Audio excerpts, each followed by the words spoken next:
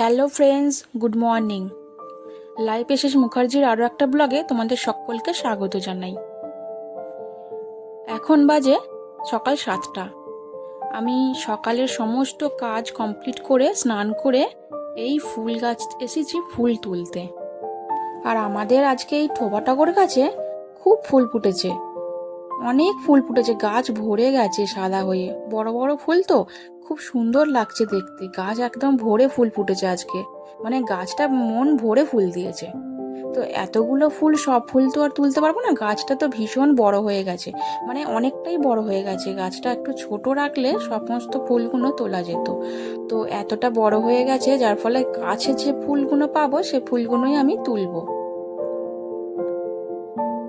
সব ফুলগুলো আমি তুলে নেব, যতটুকু পারবো তুলবো। আজকে তো দশহারা, তাই দশহারার পুজো হবে, অনেকটাই ফুল লাগবে। দেখছি কতগুলো পারি তুলে নেব।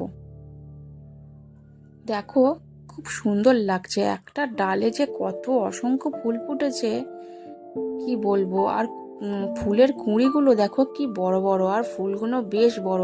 ছবিতে কিরকম লাগছে, একটু ছোট লাগছে, কিন্তু রিয়েল খুব বড় লাগছে ফুলগুলো, আর বেশ সুন্দর টাটকা ফুল। আর এই সকালে ফুলগুলো না তুলে নিলে না, এই ফুলগুলো মানে রোদ পড়লে একটু ঝিমিয়ে যায়, একটু ঝিমিয়ে যায়। আর রোদের মধ্যে আমার তুলতেও অসুবিধা হয়, চোখে রোদ পড়ে, আর এই ফুলগুলো একটু ঝিমিয়ে যায়। আর সকালের দিকে ফুল তুললে খুব সুন্দর, ফুলগুলো টাটকা থাকে, আর বেশ ফুলগুলো দেখে দেখে তোলা যায়। দেখো গাছটা আমার কত বড় হয়ে গেছে। গাছটা বেশি দিনের না, এই 3 বছর, এরকম 3 বছরের গাছ। গাছটা এতটা বড় হয়ে গেছে। দেখো যেখানে দেখবো সেখানেই কত ফুল ফুটেছে। আর আজকে যেহেতু পুজোর দিন, আজকে সকাল সকাল সব ফুল তুলে পুজো সেরে রান্না করব। আর আজকে আবার মিস্ত্রি দাদারা আসবে, উপরের ঘরের কাজটা বাকি আছে, উপরের ঘরের কাজটা হবে, তো মিস্ত্রি দাদাদের চা দিতে হবে। তো এদিকে আমার পুজো পাঠ মিটানে হয়ে গেলে তবে আমি চা করতে পারবো। এই দেখো কতটা ফুল হয়েছে, দেখো আমি ফুল তুলতে তুলতে ক্লান্ত হয়ে গেছি। আর আমার পিতলের গামলাটা পুরো ভরে গিয়ে উঁচু হয়ে ভরে আমি ফুল তুলেছি। তো এতগুলো ফুল আমি দেখছি কিভাবে আমি ঠাকুরকে দেব। আর এই ফ্রিজের মধ্যে থেকে আমি ফল বের করছি, আজকে যেহেতু দশহরার 10 ফল লাগবে, তো ফলগুলো বাইরে থাকলে একটু কেমন হয়ে যায়, ওই জন্য আমি সমস্ত ফল এই ফ্রিজ থেকে বের করব, বের করে করে রাখবো। আর আমাদের এই ফ্রিজের মধ্যে না কোনো রকম খাবার দাবার থাকে না, শুধুই ওই ফল, জল, টক দই, মিষ্টি দই, দুধ, আনাজপত্র এইসবই থাকে, কোনো রকম খাবার দাবার থাকে না, তাই পুজোর জিনিসপত্র সমস্ত থাকে। আর এই দেখো আমার ফুলগুলো কত সুন্দর লাগছে, দেখো পুরো ভরে ফুল তুলেছি। আর আমি ফুলগুলো কি ভেবেছি, পুজো হবে, পুজো হয়ে যতটুকু থাকবে আমি মোটা একটা মালা গাঁথবো, একটা মালা গেঁথে আমার ঠাকুরকে দেব। তো বেকার কেন অত ফুল এক জায়গায় কেন ঢেলে দেবো। তো আমার তো আসনটা, ঠাকুরের আসনটা খুবই ছোট, আর তারপরে আমার ঠাকুর মন্দিরে একটা ফুল পুজো হবে, তো ওখানে এখানে 2 জায়গায় পুজো হবে। পুজো হয়ে তারপর যা থাকবে আমি একটা মালা গেঁথে নেব, সুন্দর একটা মালা গেঁথে নেব। তো এই ফুলের মালা গাঁথলে একটা মোটা একটা মালা হবে। তো দেখি মালা গেঁথে নিই।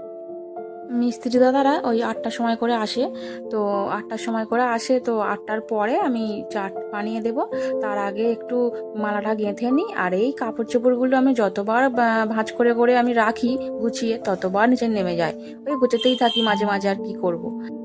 আর যা গরম পড়েছে কি বলবো, প্রচুর গরম পড়েছে। তোমাদের ওখানে কিরকম গরম, মানে তোমরা যেখানে যেখানে আছো তো সেখানে কিরকম গরম, একটু কমেন্ট করে জানিও তো। আমাদের এখানে প্রচুর গরম, প্রচুর গরম। এই গরমে না মানে না পারছি চুলটা মেলে শুকাতে, আর না পারছি ভালোভাবে কিছু রান্না টান্না করতে, বা যে কোনো কাজই যেন বিরক্তি লাগছে।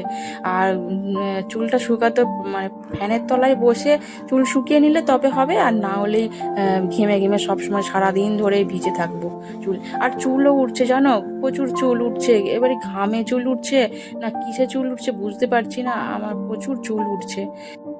আর আমার হাজবেন্ড গেছে মন্দিরে পুজো করতে। আর এই দেখো আমি ফলগুলো সব বের করে নিয়েছি। 10টা ফল, 10টা ফল আমি একটা পিতলের থালার মধ্যে বের করে নিয়েছি। এবারে সমস্ত জোগাড়জাটি হয়ে গেছে। এ দেখো আমি মালাটাও গেঁথে নিয়েছি আর আমার ঘরের পুজো হয়ে গেছে। দেখো মালাটা কত সুন্দর বড় লাগছে। আমার লক্ষ্মী ঠাকুরকে পরিয়ে দিয়ে পুরো নিচে পর্যন্ত হয়ে গেছে, এত বড় আর বেশ মোটা দাগেই মালাটা করেছি। বেশ ভালো লাগছে না? কেমন লাগছে বলো তো? বেশ ভালো লাগছে আমার। তো আর একটু বেশি ফুল তুললে হয়তো আমি আমার মহাদেবের গলাতেও দিতে পারতাম। তো যাই হোক, আমি আবার মহাদেবের গলায় আমি আবার সোমবারে দিয়ে দেব। সোমবারে আবার ভালো করে আমি মালা গেঁথে আবার দেব। আর আমাদের যেহেতু সোমবার করা হয়, সোমবারে আমাদের নিরামিষ মানে রুটি পরোটা খাওয়া হয়, ভাত খাওয়া হয় না প্রত্যেক সোমবার।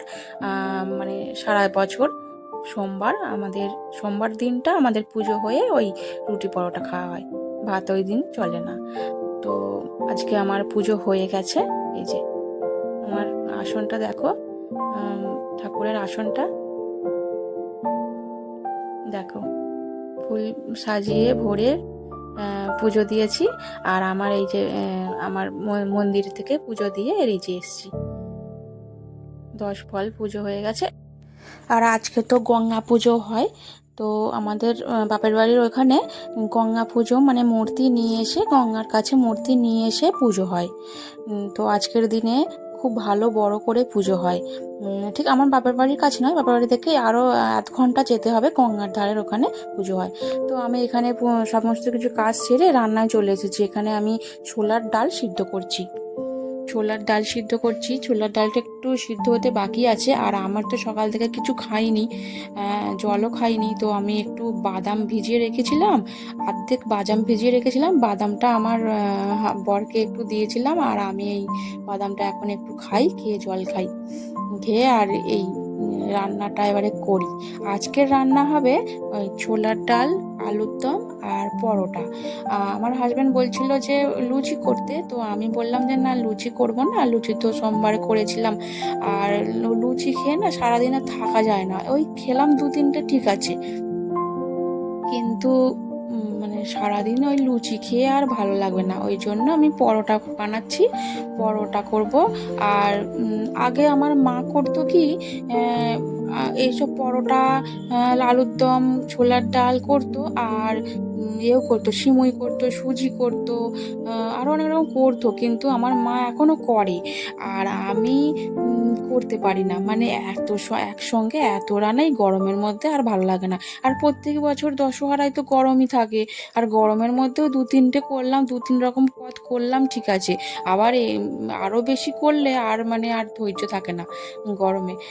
তো আমার এই তো খাওয়া হয়ে গেল। যাই হোক, আমি বাদাম একটু মুখে দিলাম, একটু জল দিলাম, আর এবারে রান্নাটা করি। আর ওদিকে মিস্ত্রি দাদারা কাজ করছে, চা দেওয়াও হয়ে গেছে। এবারে মানে রোদে না প্রচুর গরমে জল দিয়ে এলাম। আর আমি এই যে অর্ধেক এটা ওই পেয়ারাটা ঠাকুরকে দিয়েছিলাম, একটু কেটে ঠাকুরকে দিয়েছিলাম, একটা গোটা আর অর্ধেক ঠাকুরকে দিয়েছিলাম, আর অর্ধেক পেয়ারা রয়ে গেছে। তো সেই পেয়ারাটা একটু খাচ্ছি। তো পেয়ারাটা একটু পাকা পাকা মতো ভালো লাগছে না, তো একটু খেয়ে নিচ্ছি। আর আমাদের বাড়িটা না, মানে বাড়ির ওপর তলাটা ভেবেছিলাম শীতকালে করব, শীতকালে মিস্ত্রি দিয়ে কাজ করাবো, কিন্তু শীতকালে আর করা হলো না। শীতকালে মিস্ত্রি দাদাদের খুঁজে পেলাম না, মানে কথাবার্তা হলো না, খুঁজে পেলাম না। তো সেরকম মিস্ত্রি দাদাদের দেখা পেলাম না, সেই জন্য শীতকালে আমি আর করতে পারলাম না। তো কি করা যাবে, মিস্ত্রি দাদারা তো এরকমই কাজ করে। গরমে একটু শরবত দিয়ে এলাম, আর এই জল দিয়ে এলাম, চা বিস্কুট তো সকালেই দিয়েছি। তো আমি এটা করে নিই। ছোলার ডালটা হয়ে গেছে, আর এবারে আমি পরোটা করছি। এদিকে ডাল হয়ে গেছে, ছোলার ডাল একটু শুকনো শুকনো করে বানিয়েছি, আর আটা মাখা হয়ে গেছে, ঝপঝপ করে বেলেও নিয়েছি। এবারে আমি পরোটাটা একটু কম কম করে তেল দিয়ে ভেজে নেব খালি। আর এদিক তারপরে আলুর দমটা বানাবো। আলুর দমটা বানানো হয়ে গেলে আমার এই দুপুরের রান্নাটা কমপ্লিট হয়ে যাবে। ঘেমে চান করে যাচ্ছি জানো তো, একদম গরমে কি বলবো। আর আমার এই রান্নাঘরে একটা ছোট জানলা আছে, ওই জানলাটা দিয়েই আর কি হাওয়া ঢোকে, আর দরজা আছে একটা, ব্যাস। আর এদিকে আমার হাজব্যান্ড বাড়িতে এসছে, ওকে একটু শরবত দিই, নাহলে গ্লুকন্ডি দিই, আর দিয়ে আর এই দেখো এখানে মিষ্টি দাদারা একটু টিফিন করছে, আর আমি এখানে বাড়িটা ঘুরিয়ে দেখাচ্ছি একটু কতটুকু কাজ হয়েছে আর কি দেখতে এসেছি। একদিকটা হয়েছে, মানে অর্ধেকটা কমপ্লিট হয়েছে, আমার উপর ঘরটা অর্ধেকটা কমপ্লিট হয়েছে। এবারে এইদিকে যা অবস্থা দেখেছো নিচে, এত অবস্থা এরকম টাইপের হয়ে রয়েছে। তো যাই হোক, আমার ঘরটা অর্ধেকটা কমপ্লিট হয়েছে। এবারে উপরের যে গাঁথনিটা হচ্ছে, ওই গাঁথনির পরে ছাদ ঢালাই হবে। ছাদ ঢালাই হতে এখন অনেকটা দেরি আছে, এখন গাঁথনি হবে, গাঁথনিতে জল দেওয়া হবে, তারপর সে তক্তা মারবে তারপর। আর এই দেখো একটা জিনিস তোমাদের দেখাই, এটা আমাদের টগর গাছ, এই ছোট টগর গাছ, এই টগর গাছের ভিতরে একটা বুলবুলি পাখির বাসা পড়েছে। এই বুলবুলি পাখিটা, এই দেখো বুলবুলি পাখিটা বসে আছে, ভেতরে একজন বসে আছে আর বাইরে একজন পাহারা দিচ্ছে। আর আমি উপর থেকে নেমে মানে আস্তে করে দেখি ওখানে বসে আছে পাখিটা। তো একটু নাড়া দিলে বা ওখানে গেলে না উড়ে যাবে, ওই জন্য আমি যাইনি, চুপচাপ নিস্তব্ধে আমি ভিডিওটা করছি। তো ভিতরে একজন বসে আছে, আর পাখির বাসাটা করেছে বেশ বড়, আর অনেক দিন থেকেই যাতায়াত করছে, পাখিগুলো ডাকছে সকালে, কি সুন্দর। শুধু একটা পাখি না, অনেক রকম পাখি আসে, এসে কত সুন্দর ডাকে সকালবেলা, পুরো কি মিষ্টি লাগে।